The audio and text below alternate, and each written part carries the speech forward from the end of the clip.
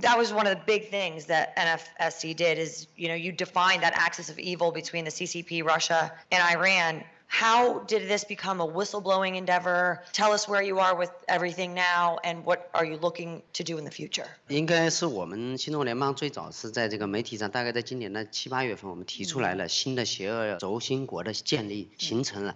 轴心国，大家可以马上会想到二战时候的轴心国，德国、日本和意大利这3个主要的国家。那么现在对应的是中国、俄罗斯是伊朗。那我们重点就是来讲中共国 CCP， 它今天所做的事情跟二战时候的德国有多么相似。德国应该是在1战以后，1919年以后签署了凡尔赛条约，但是很快它是撕毁了，而且不断的扩军扩张，而且去侵略周边的国家。但是英国、法国和美国都保持了绥靖中立政策。今天的美国和欧洲和中共的关系，就像当年的美国、英国、法国对德国的关系，都是采取一种绥靖政策，允许他对西方的渗透，伤害西方的老百姓，甚至中国的老百姓，就像当年是一模一样。德国在2战前，它的经济来源主要靠的是美国的贷款。法国希望德国强大以后对付苏联，英国希望德国强大以后对抗法国。今天中共国 CCP 的强大主要是来自于美国的经济和技术支持。华尔街给中共输送了数以万亿计的财富给他们，用于军事，用于迫害中国的老百姓，用于对西方的侵蚀。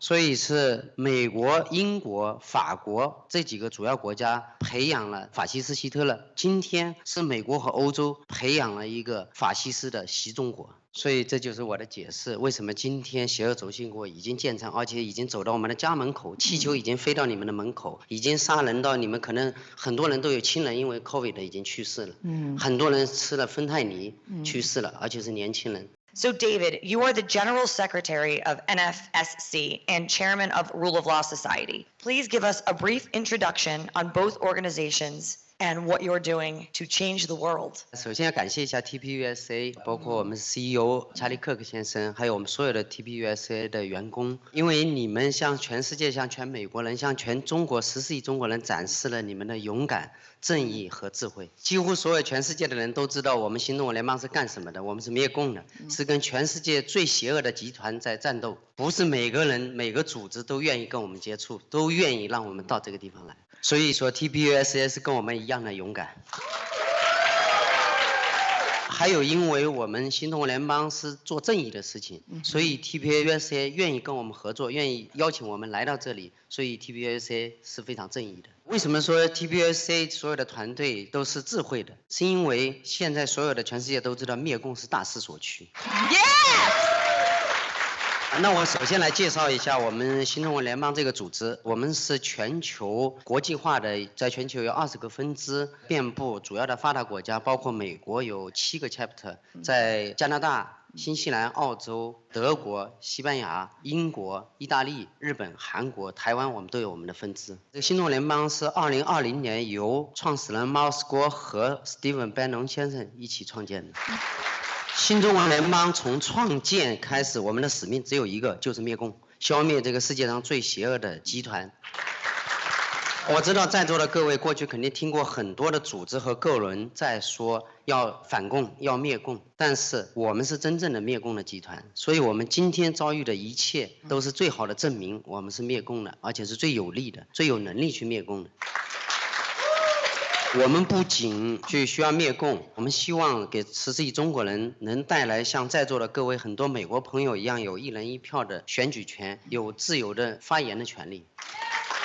我们不会像其他的组织和个人一样向美国政府和老百姓伸手要钱，因为我们有钱，我们有创造财富的能力，我们只想来保护14亿普通中国人和全世界善良的老百姓。就像我们在2022年初的时候，我们花了将近200万美金到乌克兰波兰交界的地方去帮助乌克兰战火当中的老百姓。给大家举一个例子，我们从乌克兰曾经救出来96个儿童，送到了西班牙的福利基金会。像这样的事情，我们在过去的7年当中做了很多。马斯国曾经向全美国、全世界预告了共产党的黑暗时刻已经到来。我们只想唤醒更多的美国人、全世界人，告诉他们共产党已经到你们的家门口，已经在杀人。就像在2020年 COVID 的来临之前，我们在2019年12月份，我们就向美国人向全世界告诉了这个病毒一定会来，而且是会非常严重，来自于中共的实验室。但是到今天为止，我们依然还有很多人没有意识到这一点。但是很幸运的是，川普总统当时听取了我们新中国联邦的建议，实行了旅行暂停的计划。My second question is for Nicole. You've been in this country for over 20 years. You're a U.S. citizen. You've worked in corporate America and in the federal government. What inspired you to join NFSC to confront the world's most powerful dictatorship? Thank you for that question. I came here as a student more than 20 years ago. At that time, I feel I was safe in America because the CCP's infiltration in the U.S. was subtle, was not that obvious, and I thought America is a safe haven for Chinese people who have a dissident view from the CCP. So over the time, I found this country is becoming increasingly socialist. And as we can see from the U.S. campuses and in schools and colleges, there are so many anti-Semitism, pro-Hamas, and according to a survey that more than half of the millennials in this country prefer socialism over capitalism, and that's starking. So I felt that this country is no longer as free as it should be, and it takes a lot of people to take back that freedom. And coming from China, I'm fluent in Chinese language and culture, and I pledge my allegiance to the United States Constitution. So it is my duty to defend this country from any foreign adversaries. So that's why I quit my job with the federal government.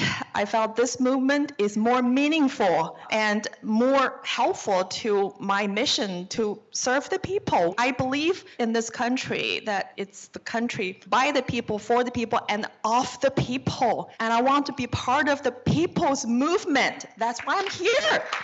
So Ava, you also quit your job. You're a Canadian citizen. You owned a small business. How did you learn about NFSC, and why did you give up all that you had and work so hard for to join this movement? Thank you for the question. I realized my journey to a point that I realized if I'm not the solution, then I'm the problem. And now, once I identified the solution, so I want all in. And that's my personality. And going through this journey, it was such a personal transformation. I came to Canada, I remember. I spent my first summer in Rocky Mountain, beautiful, beautiful Banff. At that year, I was on the curbs in front of the Banff Public Library. And we were drawing. At that time, I took a hotel banquet job because I was a student. And then a girl from Taiwan, we were drawing. I was drawing the Chinese national flag, you all know, red at the time. And she was drawing the Republic of China flag, which is blue and white. And I was very, very angry. And I confronted her and I say, Taiwan is part of China. And what I did, which I could not even forgive myself today, is I grabbed her chalk and I threw it away. And that was me back in 2004. So I came a long way, and I want you to know, in China, I'm not atypical. Actually, I'm pretty typical back 2004 because they indoctrinate us. They put the fabricated history in the history book,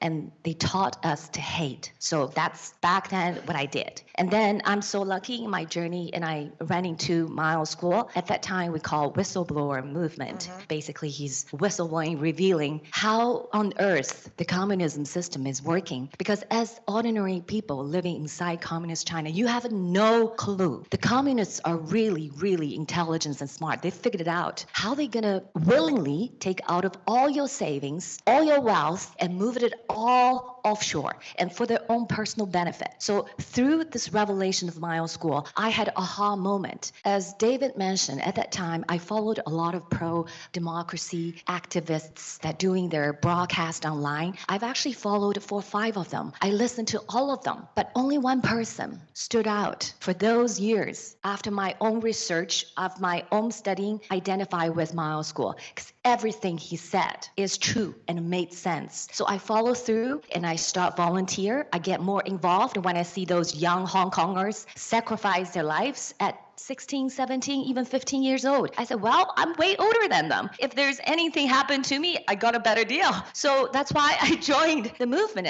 From the very get-go, I thought this is a solution. And I know it is a solution. And this is the right man. And this is the right movement. And we're in a right time in history. Because 2019 did happen. COVID weapon was released by Xi Jinping and his Communist Central Military Commission. And Hong Kong was fallen, okay, just like a Hitler. Hitler tear off the Treaty of Versailles, what happened? After 1934, he made advancement after advancement after advancement. That's exactly happened in this moment in history. That is why we are the solution. I'm so surprised that so many of you are eager to hear what we have to say in this country. So that's my version. It was in 2006. I went to China, and we were there to teach English as a second language, which I thought was pretty cute because the college students get taught English all through their schooling, but they don't know how to use it. And they told me that I had to come up with a platform to get them to ask me questions because we were not allowed. We were being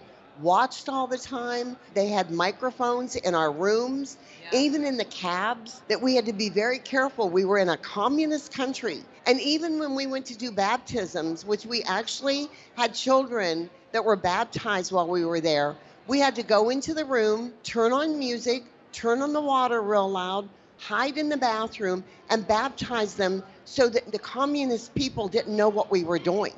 It was really amazing. For 3 months, I was taught before I left that I had to be careful everywhere I went. I wasn't even allowed, although I was there to teach English as a second language and to spread God's word, I wasn't allowed to talk about God. I wasn't allowed to talk about Jesus. Were you scared to spread gospel in a country that God is not allowed to exist? When you know the Lord and you have a relationship with him, you fear nothing. When I went into the classroom the first day, I was told, you'll be lucky to get one person that you even plant a seed in about God, because you can't talk about God, but if they ask you a question about God or Jesus, you're allowed to answer it. So I went in there, it was in November, and it was right before Christmas. So I go in there and I said, well, I'd like to teach you some Christmas songs because that'll teach you how to speak the English language. So we started singing songs about God and about Jesus and his birth. And of course, then they said, well, who is this Jesus? And who's the Father?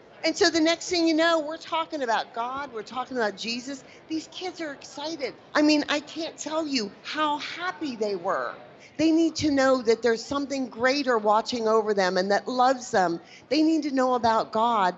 And these kids are just absolutely precious. It's so sad that they had to hide to do anything. And they told me some of their other fears was that it had to be 25 before they could even hold hands or have a date, and that they were suffering under all of this evil that was the Communist Party. When we left, I took all the email addresses of all these young people, and within a month, all of China shut down all of their intercepts. They were intercepting everything that these young people were getting. I could no longer talk to them.